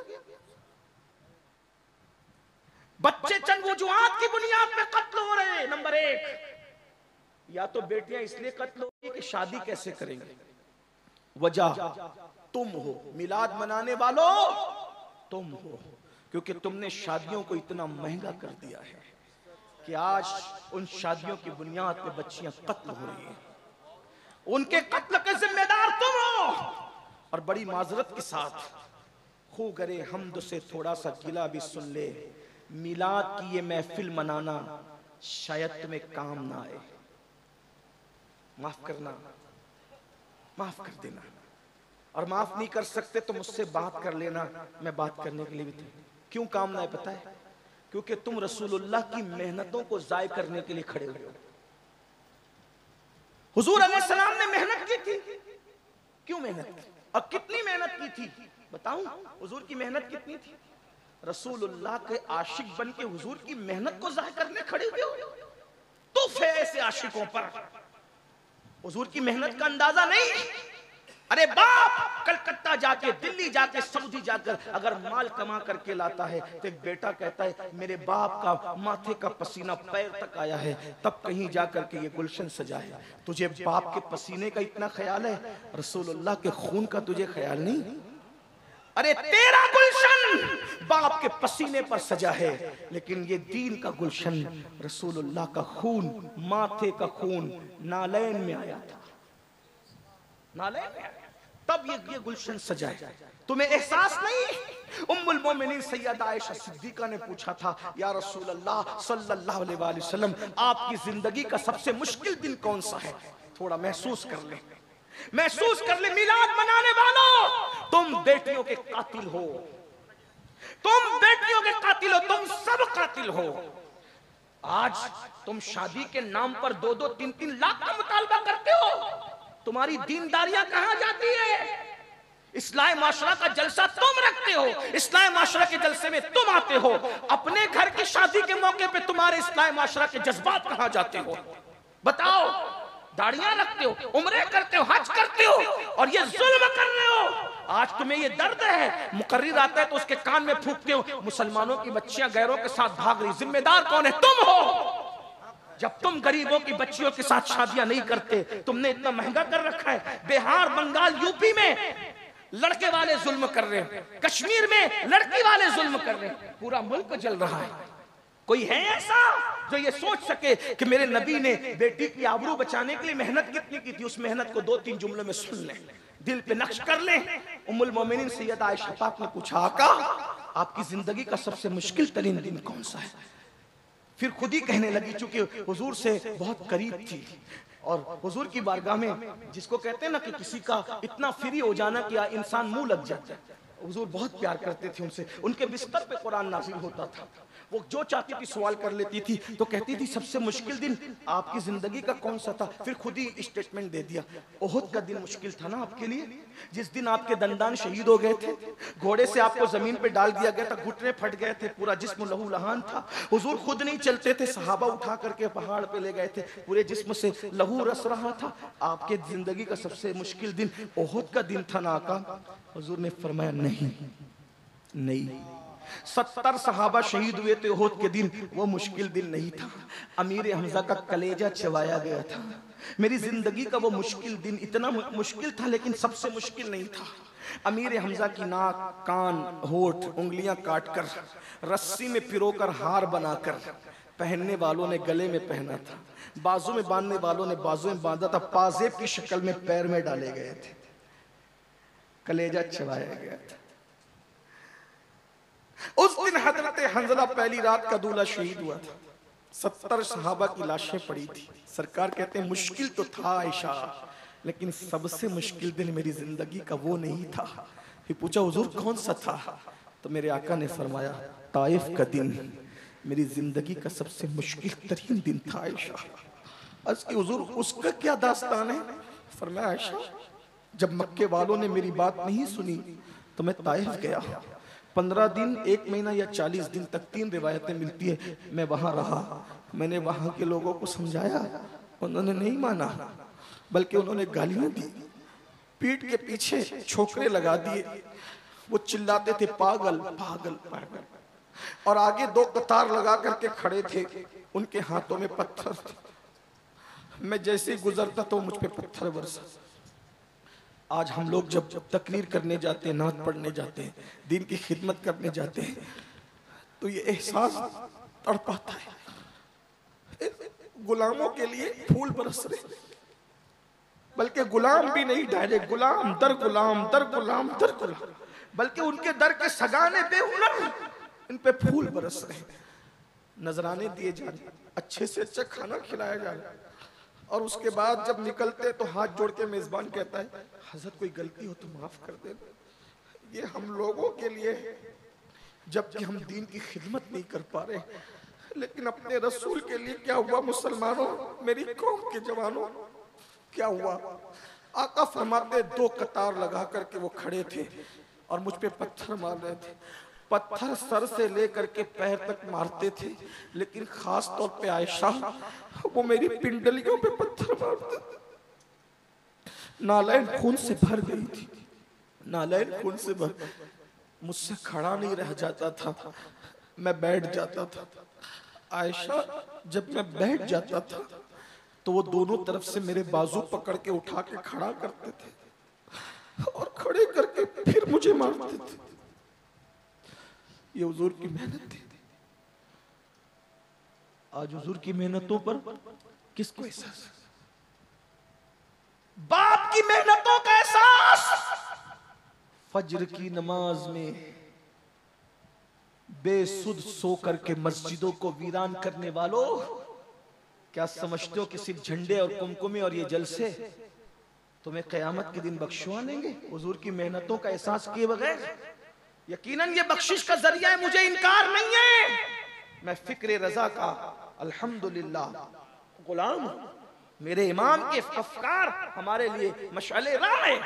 लेकिन सुन्नियों, मिलाद के जलसे में आने वालों, जरा सोचो जब तुम फजर की नमाज में सोते पड़े रहते होंगे तो हुजूर का ये जिस्म जख्मी किया गया था, हुजूर के दिल पे क्या गुजरती होगी? हाँ हाँ, रात के 3-3 बजे तक जब तुम जिना की फिल्में देखते हो, आशिकाने रसूल, जलसों में कहते हो नबी के नाम पे जान कुर्बान करेंगे, और नरम गद्दों पे लेट करके जब तुम गंदी फिल्म देखते हो तो रसूलुल्लाह के दिल पे क्या गुजर? इसी दिन के लिए मैंने ताइफ में पत्थर खाए थे। औरतों के साथ नाजायज ताल्लुकात कायम करते हैं आजकल के लड़के और लड़कियां, औरतों को पाप की नजर से देखते। आप मुर्दा रसूल का कलमा नहीं पढ़ते, आप उस रसूल का कलमा पढ़ते हैं कि आपका लम्हा लम्हा हमारे रसूल देख रहे हैं, अल्लाह के इज़्न और अता से देख रहे हैं, वो हमारी जानों से ज्यादा करीब है। बताओ जब कोई मेहनत करता है, ये सिर्फ जलसा मेहनत से सजा, अगर इस जलसे को खराब करेंगे ना तो जलसा बनाने वाले जो जलसा जिन्होंने मुनक्किद किया, इमाम साहब हो या इनकी कमेटी हो, अमीनुल कादरी भी अगर जलसा खराब करेगा अच्छा नहीं लगेगा, बोलेंगे दूसरी बार इसको मत बुलाना, सैयद होगा अपने घर का, हमारा जलसा खराब कर गया। मैं पूछता हूं, जो तुम्हारे 1 महीने की मेहनत पर चंदे के पैसे के सजाए हुए जलसे को बर्बाद करे, तुम्हारा दिल इतना टूटता है, ना सैयद देखते हो, ना आलिम देखते हो, ना खतीब देखते हो, उससे तुम नाराज हो जाते हो जिस रसूल ने 23 साल मेहनत की है। रसूलुल्लाह की मेहनत अगर हम महसूस न करें, कौन महसूस? हुजूर का खून पेशानी का नालैन में आया। जब हुजूर को पत्थर मारे जाते थे, पट्टी बांधने के लिए जख्मों पे कपड़ा भी नहीं था। उम्मुल मोमिनीन सैयदा खदीजा अपना दुपट्टा फाड़ करके सर पे और जख्मों पे बांध दिया। हुजूर अलैहिस्सलाम के घर में खाना पकता था तो मक्के के गुंडे गंदगी और गलाजत जो पाखाना करते हैं, गंदगी गलाजत उठाकर लाते थे, हुजूर की हांडी में डाल देते थे। गौर कीजिए, चलते थे तो कांटे बिछाए जाते थे, कांटे। ये हुजूर की 2 बेटियों को तलाक दिया गया इसलिए कि हुजूर दीन का काम न करें। 3 साल तक के घाटी में पूरे खानदान को कैद कर दिया गया। रसूलुल्लाह के घर के बच्चों ने दरख्त की पत्तियां चबाई, चमड़े जला करके पीस करके उसका शरबत बना करके पिया। ये मेहनत है। अब बताओ, जब तुम्हारी वजह से शादियां महंगी होगी, कार मांगोगे, जहेज मांगोगे और बेटियां गैरों के साथ भागेगी, शादियां महंगी होगी या पेट के बच्चे कत्ल किए जाएंगे, और जब मैदान महशर में तुम रसूलुल्लाह की बारगाह में हाजिर होंगे मिलाद मनाकर या जो भी दावे करके, हुजूर चेहरा फेर ले, हुजूर चेहरा फेर ले, बताओ क्या होगा? आज रसूलुल्लाह की मेहनत का एहसास नहीं है तुम्हें? कोई शराब पी रहा है, कोई नशा कर रहा है। अरे शराब की बोतल हाथ में आने से पहले तुझे महसूस होना चाहिए कि ये दीन मेरे घर तक कितनी मेहनतों से पहुंचा। ऐसे मुनाफिक सिफत दीनदार मत बनो। जबान पे जलसों में दीन और अंदर दुनिया। जब तुम बेटे का रिश्ता तय करने जाते हो तो मौलाना क्या कहते हैं? मौलाना मेरी बीवी नहीं मान रही है, वो जहेज का मुतालबा कर रही है। इतने फर्माबरदार हो बीवी के, हर दिन तुम चलाते हो बीवी को और शादी के मौके पे तुम्हें बीवियां नजर आती। बहाने बहाने सब मांग रहे हैं। और अगर मेरी ये गुस्ताखी माफ हो तो मैं हिंदुस्तान की जमीन पे ये जरूर कह रहा हूं कि सिर्फ दुनियादार लोग नहीं, दीनदार तबका भी इस लानत में मुलव्विस है। क्या जवाब दोगी अल्लाह को? क्या जवाब दोगी? अगर वाकई मिलाद मनाना है तो इनकिलाब का हिस्सा बनो और आज सच्चे दिल से तय करो, मुझे खुश करने के लिए नहीं, अपने नबी को, मिलाद वाले रसूल को जिसके जरिए से मैं जन्नत लेना है, उनको खुश करने के लिए कि इंशाअल्लाह अब मैं अपनी शादी करूं या अपने बच्चों की शादी करूं। जो कंवारे वो अपनी शादी के बारे में, जो औलाद वाले वो अपनी औलाद के बारे में ये हुजूर से वादा करें, मुझसे नहीं कि या रसूल अल्लाह अगर आपकी उम्मत की बेटियां जहेज की वजह से पेट में कत्ल हो रही है या औरों के साथ भाग रही है तो जब मैं अपने बेटे का निकाह करूंगा तो इंशाअल्लाह मैं यूं कहूंगा कि बगैर जहेज के निकाह करूंगा।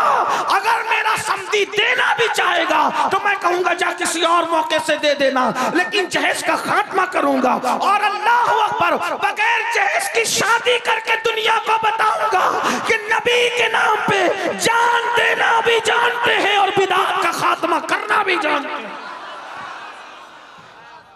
अगर ये हो गया इनकलाब आएगा, तब्दीली आएगी। याद रखना, इस दीन को हमारे घर तक पहुंचाने के लिए अल्लाह के रसूल की बहुत मेहनतें हैं। उस मेहनत का एहसास करो। आज हम सिर्फ जबान से मिलाद मनाते हैं, झंडे लगाते हैं, लेकिन हुजूर की मेहनत का हमें एहसास। भाइयों, एक दिन में 3 बार कपड़े बदलते हो, अच्छा है बदलो, 4 बार बदलो। हमारी कादरी, हम तो कादरी सूफी लोग हैं, हमारे कादरियत बहुत तसव्वुफ में बहुत इंजॉय वाली है। हमारे गौस पाक कहते हैं अच्छा खाओ, अच्छा पहनो, अच्छे काम करो। हमारे गौस तो इतना महंगा पहनते थे कि बादशाह को भी पहनो, 4 बार पहनो। लेकिन इतना जरूर कहता हूँ, 4 बार कपड़े बदलने के बाद ये मत भूलो कि इसी दीन के लिए सहाबा जो उहद में शहीद हुए थे उनको कफन भी नसीब नहीं हुआ था। बगैर कफन के दफन होने वाले सहाबा की कुर्बानी भी याद कर। कितनी औरतों का सुहाग उजड़ा है ना, तब हमारे घर पे इस्लाम पहुंचा। कितने बच्चे यतीम हुए तब हमारे घर पे इस्लाम पहुंचा। कितनी जाने गई तब हमारे घर पे इस्लाम पहुंचा। अब बताओ, हमने अपने बच्चे को डॉक्टर बनाना चाहा, इंजीनियर बनाना चाहा, टीचर बनाना चाहा, सब बनाया। बनाओ, बिल्कुल बनाओ। क्या आपने अपने बच्चे को मुसलमान भी बनाया? बताओ। ट्यूशन के लिए जगाते हो, स्कूल जाने के लिए सुबह 5 बजे जगाते हो, कभी अपने बच्चों को नमाज के लिए भी जगाया? बहुत माजरत के साथ, जो रसूल कहें कि नमाज मेरी आंखों की ठंडक है, नमाज पढ़ते हो? नहीं। जलसे में आए 3 घंटा बैठेंगे, 5 घंटा बैठेंगे, कितने लोग इशा पढ़ के हाथ मत उठाना, जलील करना मकसद नहीं, हुजूर की उम्मती हो, हमसे बेहतर हुआ, आपकी हुर्मत को काबे से अफजल करार दिया गया है, लेकिन इतना पूछता हूँ इशा कितने पढ़ के आए और जाके फजर कितने पढ़ेंगे? बहुत माजरत के साथ अर्ज करूं, जो जलसा करते हैं ना वो भी इल्ला माशाल्लाह नमाज नहीं पढ़ते। जलसे की मसरूफियत में ये मगरिब भी छोड़ते हैं, असर भी छोड़ते हैं, इशा भी छोड़ते हैं। करोड़ों जलसे एक पल्ले में रखा जाए और एक सजदा फर्ज एक पल्ले में रखा जाए, करोड़ों जलसे उस सजदे का बदल नहीं हो सकते। आप क्या सोच रहे हो नमाज छोड़ दूंगा मिलाद के जरिए बख्श दिया जाऊं? भाइयों, हमारे यहाँ मिलाद फर्ज नहीं है, उलमा मौजूद हैं, नफिल है, मुस्तहब है, ज्यादा से ज्यादा हुजूर से मोहब्बत का इजहार है। मैं मना नहीं कर रहा हूँ, अल्हम्दुलिल्लाह मिलाद पर मेरी तकरीरें मौजूद है। हम कहते हैं जो मिलाद मनाने से मना करते हैं उनके दिल सिया हो गए, हम उनसे मुकाबला कर रहे हैं। लेकिन आपसे कहता हूँ मिलाद मनाओगे नफिल मुस्तहब करके और फजर छोड़ दोगे, नमाजें छोड़ दोगे, फिर सोचोगे हुजूर बख्शवा लेंगे। देखो हुजूर तो किसी को भी बख्शवा सकते हैं, उनकी शान है। एक मैं क्या, मेरे इसियां की हकीकत कितनी, मुझसे 100 लाख को काफी है इशारा तेरा। लेकिन ये भी सुन लो, वो जिसको चाहे बख्शवा सकते हैं, वो मुख्तार कुल है, नबी मुख्तार कुल है, जिसको जो चाहे अता कर दे, ये मेरा अकीदा है। अगर वो चाहे तो करोड़ों को इशारों में बख्श दिया जाए, मगर उन्होंने ही फरमाया जिसने जानबूझकर नमाज छोड़ दी कयामत के दिन उसके साथ मेरा कोई वादा नहीं है, मैं मोहम्मद उससे बेजार हूं, वो मेरे जिम्मे से बाहर हो गया है। कहां गई नमाज? नमाज कहां गई? जिस दिन मिलाद का जुलूस निकालते उस दिन भी फजर नहीं पढ़ते। हुजूर के दिल पे क्या गुजरती, अल्लाह के रसूल के दिल पे क्या गुजरती होगी? फिर कहता हूं मुनाफिक न बनो, अगर आशिक बन रहे हो सच्चे बनो। एक हदीस सुन लो, बात पूरी करता हूँ। कूतुल कुलूब में शेख अबू तालिब मक्की रहमतुल्लाह अलैह एक हदीस लिखते हैं, मैं कहूंगा तो मुजरिम होगा, लोग मुझसे नाराज भी होते हैं क्योंकि मैं ऐसी बात करता हूँ। कुछ लोग तो ये कहते हैं कि पता नहीं ये सुन्नी है भी कि नहीं है। मैंने कहा अगर कुरान हदीस बयान करना मशकूक करता है, आप जो चाहे टाइटल दे दे। अल्हम्दुलिल्लाह मैं 41 पुश्तों का पुश्तैनी सुन्नी हूँ, कन्वर्टेड सुन्नी नहीं हूं। हाँ अल्हम्दुलिल्लाह 41 पुश्तों का सुन्नी हूं, और जिसमें सैयदा फातिमा और मौलाए कायनात हमारे शजरे में नसब के एतबार से सबसे ऊपर हैं। अल्हम्दुलिल्लाह अल्हम्दुलिल्लाह। लेकिन एक बात आपसे कहूं, हकीकत अगर मेरी बात वाकई सुन्नियत से टकराती है तो आप मेरी इस्लाह करें, मुझसे बात करें। और अगर मैं वाकई सुन्नियत की बात कर रहा हूं, सैयदी आला हजरत फतावा रज़विया शरीफ में मसलक नकल करते हुए लिखते हैं कि मौला अली ने बेनमाजी पे कुफ्र का फतवा दिया, सैयदना फारूक आजम ने बेनमाजी पे कुफ्र का फतवा दिया। आपसे पूछता हूँ कि आपके नजदीक मौलाए कायनात और सैयदना फारूक आजम का फतवा इसी तरह नजरअंदाज करने के काबिल है? अगरचे हम हनफी होने के एतबार से हमारे आला हज़रत ने बताया हमें और हमारे इमाम ने बताया कि हम बेनमाजी को डायरेक्ट काफिर नहीं कहते, फासिक कहते हैं। हमारा अकीदा ये नहीं है, इसलिए कि जो हदीसों में आया है उसकी तावील हमारे इमाम आजम ने की है। लेकिन एक बात आपसे कहता हूँ, मौलाए कायनात ने फतवा दिया बेनमाजी काफिर, फारूक आजम, अगर अल्लाह न करे, अल्लाह न करे, 1000 बार न करे, अगर आपसे पूछता हूँ इमाम आजम के कौल की बजाय मौलाए कायनात के कौल पर कयामत के दिन फैसला हुआ तो कहां जाओगे? कहां जाओगे? मैं अफजल व तफजील की भी बात नहीं कर रहा हूँ, इमाम आजम बहरहाल गुलाम है, लेकिन आप बताएं तो सही, मन तरक सलाता मुताम्मिदन फकद कफर का लफ्जी तर्जुमा किया जाए तो क्या तर्जुमा कर? ये मुताम्मिदन फकद, ये फकद कहां जा रहा है? फकद, ये तो अहनाफ की कुशादा कल्बी है कि फकद का लफ्जी तर्जुमा नहीं करते, बल्कि उसका जो है वो उर्फी और इस्तिलाई तर्जुमा करके उसकी मानवीयत को बयान कर देते हैं। लेकिन अगर ये फकद का तर्जुमा हो जाए ना तो फिर तुम्हारी आंखें खुल। आप क्या समझते हो? हम कादरी हैं, हम चिश्ती नक्शबंदी सरवर्दी रज़वी बरकाती वारसी है मदारी। मैंने कहा भैया सब बनो, सब सर आंखों पर, पहले मुसलमान तो बन जाओ। जो मुसलमान रसूलुल्लाह बनाने के लिए आए थे, सहाबा कहते हैं हम रसूलुल्लाह के दौर में मोमिन और काफिर में फर्क करते थे। किस वजह से? हदीस न हो, मैं गुलामी लिखने के लिए तैयार हूं, मैं गुलामी लिखने के लिए तैयार हूं, मेरी जिम्मेदारी है।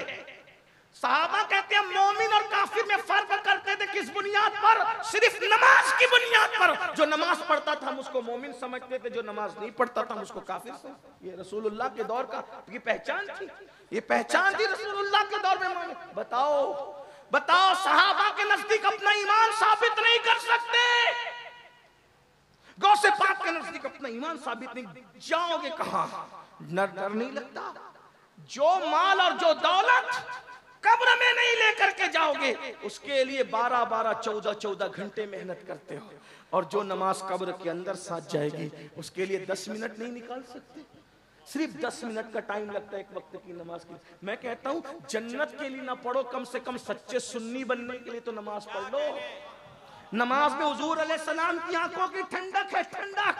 और याद रखना आका फरमा रहे कि क़यामत के दिन उसके साथ मेरा कोई वादा नहीं है, मैं उससे बेजार हूं। और याद रखना हम सुन्नियों का अकीदा है, सुन्नियों जब तक रसूलुल्लाह के हाथ नहीं उठेंगे जन्नत किसी को नहीं मिलेगी। तुम और मैं तो दूर की बात, आलिम मौलाना मुफ्ती साहबा दूर की बात, खलीलुल्लाह को भी उस दिन रसूलुल्लाह की हाजत होगी। है खलीलुल्लाह को हाजत रसूलुल्लाह की। जब तक हुजूर की बारगाह में अल्लाह अकबर निगाहे करम ना होगी किसी की बिगड़ी ना बनेगी। अब सोचो नमाज छोड़ने वालों 10 मिनट का टाइम लगता है, मिलाद मनाने वालों मनाओ, धूम से मनाओ मिलाद, हश्र तक डालेंगे हम पैदाइश मौला की धूम, मिस्ल फारस नजद के किले गिराते जाएंगे, खाक हो जाएं अदू जलकर मगर हम तो रजा, दम में जब तक दम है जिक्र उनका सुनाते जाएंगे। मिलाद मनाई जाती रहेगी लेकिन गौर से सुनना। हुजूर के पास गए, या रसूल अल्लाह नजर करम कर दे, जन्नत दे दे। और हुजूर ने नजर चेहरा फेर लिया। जालिम, तू जिना की फिल्में तो देखता था लेकिन 10 मिनट तुझे नमाज के लिए नहीं था। माल कमाने के लिए कलकत्ता, दिल्ली और सऊदी तक गया, लेकिन घर का बिस्तरा छोड़ के मोहल्ले की मस्जिद तक नमाज के लिए, मेरी आंखों की ठंडक के लिए न जा सका। बोलो ये दुनिया है, बेवफा है। भाइयों औलाद के लिए जो कमा के जमा रहे हो जमाओ, बहुत जमाओ, अल्लाह तुम्हें खूब दे, मैं मना नहीं कर रहा हूं, लेकिन ये सब औलाद ऐश करेगी, ऐश। जीते जी बच्चे 24 घंटे में खैरियत का फोन नहीं करते माँ बाप को, ये मरने के बाद मगफिरत की दुआ करेंगे ये मसरूफ बच्चे हैं? खुद सोचो, सऊदी चले जाएं, दिल्ली चले जाएं, कलकत्ता कमाने के लिए, बूढ़ी माँ इंतजार, उसको तो बड़ा फक्र कि मेरा बच्चा सऊदी में है, मेरा बच्चा दिल्ली में, मेरा बच्चा कलकत्ता में। 24 घंटे में एक फोन नहीं आता बूढ़े माँ बाप। बताओ ना, इबरत ले लो, इबरत। अल्लाह सबके बच्चों को नेक बनाए, लेकिन इबरत ले लो कि जो बच्चे 24 घंटे में हमें जीते जी फोन नहीं कर रहे हैं, वो हमारी मगफिरत के लिए दुआ क्या करेंगे? जो कुछ करना अपने लिए कर लो, यही से कर लो, अपने हाथों से कर लो। ला तंसा नसीबक मिनद दुनिया, दुनिया से अपने नसीब का मत भूलो, सिवाय कफन के कुछ नहीं ले जाओगे। सब यहाँ बहुएं राज करेगी, बेटे राज करते रहे, लेकिन आपका हमारा कोई नहीं है। कब्र में कीड़े चलेंगे, इन मोटे मोटे नरम नरम खूबसूरत जिस्मों में कीड़े चलेंगे। बहुत घमंड है ना अपने नसब पर, अपने जिस्म पर, अपनी दौलत, कीड़े चलेंगे। मैं कोई बद्दुआ के तौर पे नहीं कह रहा हूं, हकीकत है। ऐसे कीड़े की हड्डियां भी चाट जाएंगे कीड़े, क्योंकि हुजूर से वफा नहीं की, नमाज नहीं पढ़ी, हुजूर की बात नहीं मानी, सिर्फ जबान से दावे करते रहे। मगर हाँ, अगर कोई सच्चा रसूलुल्लाह का वफादार है, कीड़ा चलना तो दूर की बात, इंशाअल्लाह उसका कफन भी मैला नहीं होगा। लेकिन कोई वफा तो करे। जो हदीस पढ़ने लगा था वो सुन ले, बात मैं पूरी करता हूँ। क़ुतुल क़ुलूब में शेख अबू तालिब मक्की रहमतुल्लाह अलैह हदीस लाई कि अल्लाह के रसूल अलैहि सलाम का इरशाद है, मेरे आका फरमाते हैं, जो मुझसे इश्क का दावा करे, हम सब आशिक लोग हैं ना, इश्क का दावा, आका फरमाते हैं जो मुझसे इश्क का दावा करे और पूरी रात सोता रहे, मैं मोहम्मद ऐलान करता हूं कि वो झूठा है, झूठा। जो रात भर सोए इश्क का दावा करके वो झूठा है, तो जो फजर में भी सोता रहे सुबह के वक्त, वो कितना बड़ा झूठा होगा। इसका मतलब जो आशिक लोग हैं ना, वो रातों को सोते नहीं है, इश्क हो जाए तो दुरूद पढ़ते जगेंगे, नफिल पढ़ते जगेंगे। देखा उस आशिक को, देखा उस आशिक को जो माँ के पेट से वली पैदा हुआ था, लेकिन 40 साल तक इशा के वजू से फजर की नमाज पढ़ी। गौस पाक को जानते हो कि नहीं जानते? उन्हें क्या जरूरत थी, माँ के पेट से वली पैदा हुए थे। लेकिन इश्क जितना ज्यादा होता है आदमी इबादत उतनी ही ज्यादा करने लगता है। हम कैसे आशिक है कि 3-3 दिन तक पाक भी नहीं रहते, खड़े होकर पेशाब करते हैं। हम कैसे आशिक है कि हफ्ते हफ्ते भर मस्जिद जाने की तौफीक भी नहीं होती। एक जुमला कह दूं, बुरा ना मानो तो, जो इश्क तुम्हें घर से निकाल के मस्जिद तक नहीं ले जाता, इतना कमजोर है तुम्हारा इश्क। तो जो इश्क इतना कमजोर हो जो घर से मस्जिद तक न ले जा सके, वो इश्क तुम्हें कभी जन्नत तक नहीं ले जा सकता। इश्क तो वो है जिसने हंजला को पहली रात की दुल्हन छुड़वाकर ओहद के मैदान तक लाया था। इश्क तो वो है जिसने इमाम हुसैन को मदीने का आराम छुड़वाकर करबला तक लाया था। इश्क तो वो है जिसने हमजा को इतना हौसला दिया था कि कलेजा चबवा कर भी मुस्कुरा रहे थे। इश्क ये है। ये इश्क वाले मजे ले रहे होंगे और हम जैसे जो सिर्फ दावा कर रहे हैं दावे में रह जाएंगे। दुआ करो अल्लाह में सच्चा आशिक बनाए। अहद करो, बोलो करते हो अहद? आज से नमाज छूटेगी? बोलो आज से नमाज छूटेगी? नहीं। कितने लोग अल्लाह के रसूल को गवाह बनाने के लिए हाथ उठाकर वादा करते हैं कि इंशाअल्लाह 5 वक्त की पढ़ेंगे। हुजूर के नाम पे बताओ कितने हाथ उठाते? हाँ माशाअल्लाह, उठा के रखे, हुजूर गवाह हो जाए। जरा हम भी तो देखें। हम देखे ना देखे लेकिन मदीने की सरकार देख रहे हैं, उठाएं। बोलो वादा करते हो? ए अल्लाह, वादा करना तेरे महबूब के नाम पे इनका काम है, इस वादे की लाज रखना तेरे करम पर है। अल्लाह सबको नमाज। दूसरा थोड़ा मुश्किल वादा, कितने वो गैर शादीशुदा लड़के हैं जो वादा करते हैं कि बगैर जहेज के शादी करूंगा। हाय हाय, हाँ सुभान, उठा के रखें। ये इनके, ये मिलाद इनकलाब का नाम है। लेकिन बोलो अब्बा के कहने पर तो फिर मजबूर नहीं हो जाओगे। माँ बाप की वही बात मानना जो शरीयत के मुताबिक हो, और जो शरीयत के खिलाफ हो हाथ जोड़ के कहना कि आप कह रहे हैं ले, नबी कह रहे मत ले, मैं बाप की नहीं इस वक्त तो रसूल पाक की मानूंगा। उनसे लड़ना भी मत, उनको झिड़कना भी मत, मगर कदम पकड़ के कह देना कि आज आपकी नहीं, आज हुजूर की मानेंगे, क्योंकि हुजूर हुजूर है। अरे जब बाप छोड़ के कयामत में भागेगा तो उस वक्त आमिना कलाल कहेगा ना अल्लाह इधर आ, इधर आ, इधर आ, इधर आ। मेरे इमाम कहते हुए माँ जब इकलौते को छोड़े आ आ कह के बुलाते ये हैं। बाप जहाँ बेटे से भागे लुत्फ वहाँ फरमाते ये हैं। बंदे को मरकत में थपक कर मीठी नींद सुलाते ये हैं। ठंडा ठंडा पीना मीठा मीठा, ठंडा ठंडा मीठा मीठा पीते हमें पिलाते ये हैं। कसरे दना तक किसकी रसाई जाते ये हैं, आते ये जाते ये हैं, आते ये। कह दो रजा से खुश हो, खुश रहे, मुज्दा रजा का सुनाते ये हैं। अभी जवानों ने हाथ उठाए, जरा उठाए तो एक बार। हाय, भूलेंगे तो नहीं। जो गैर शादीशुदा मिंबर पर है जरा उनकी भी जिम्मेदारी है। उनमें से कौन वादा करता है? जरा उठाए हाथ। मिंबर वाले भी हुजूर की उम्मत से अलग नहीं है। थोड़ा गुस्ताखी माफ कर दे। सब शादी, कुछ है गैर शादीशुदा। अच्छा, अब शादीशुदा लोगों का इम्तिहान है। अपने बच्चों की, पोतों की जब शादी करेंगे तो कितने ऐसे लोग हैं जो हुजूर की उम्मत की बेटियों की आबरू बचाने के लिए बगैर जहेज के शादी करेंगे। अच्छा, उठा के रखें, यही बात है। अल्लाह सबको सलामत रखे, खुश रखे, आबाद रखे। मिलाद का जश्न होता रहे, निसार तेरी चहल पहल पर, हजारों ईदे रबीउल अव्वल सिवाय इबलीस के जहां में सभी तो खुशियां मना रहे हैं। अल्लाह हम सबको तौफीक दे। गुफ्तगू के दरमियान अगर कोई गलती हो तो अल्लाह ताला माफ कर दे। अस्तगफिरुल्लाह रब्बी मिन कुल्लि ज़ंबिन व अतूबु इलैह। एक गुजारिश, जाना नहीं। अगर हाजत है तो अलग बात है, लेकिन अगर हाजत नहीं है तो जाना नहीं। क्योंकि अभी आपके सामने हमारे अजीज शायर इस्लाम दिलबर शाही साहब और भी हमजा साहब और भी जो शोरा हैं उनको सुने फिर जाएं। मुझे भी जब तक तौफीक होगी मैं बैठा रहूंगा, आप भी बैठे रहें। अगर हाजत है तो हाजत से फारिग उनकी अलग बात है। चले, आज नाजिम साहब की जिम्मेदारी दिलबर भाई के लिए मैं पूरी करता हूँ। दिलबर भाई को नारा लगाएं आशिक रसूल के, नारे तकबीर, नारे रिसालत, मद्दाहान रसूल। एक बात बताऊं, मैं नबी की नात पढ़ने वालों से बहुत प्यार करता हूं। उसकी वजह बताऊं, जब हुजूर की बारगाह में हस्सान नात पढ़ते थे ना तो हुजूर खुद जमीन पे बैठते थे और हस्सान को मिंबर पे खड़ा करते। हाँ, लेकिन बस मैं इतना चाहता हूं कि मेरे जो नात खां लोग हैं ना, वो नात पढ़ने के लिए जब जलसे में आए ना तो नजराना तय किए बगैर आया करें, तो ये अच्छी बात होगी।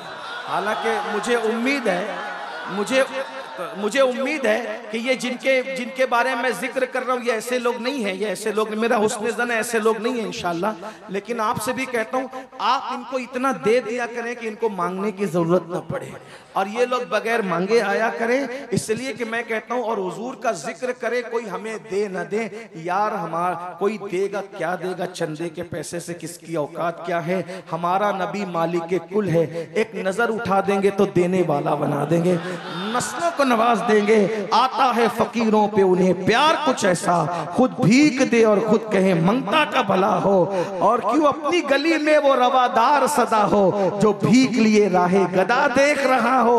मुझसे लोग फोन करके पूछते हैं तारीख लेते वक्त, हजरत फीस क्या होगी, नजराना क्या होगा, कितना तय करेंगे। मैंने कहा लोगों को बुरा लगता है, मुझे माफ करें, मैं माफी इसलिए बार बार मांगता रहता हूँ कि दिल ना टूटे, लेकिन हक बोलना भी जरूरी है। मैं कहता हूँ नचनियों की रातें तय होती है, आशिकों की रातें तय नहीं हुआ करती। अरे कौन देता है, देने को मुंह चाहिए, देने वाला है सच्चा हमारा। दिलबर साहब को सुन ले, मैं भी सुनता हूँ। सलाम अलैकुम।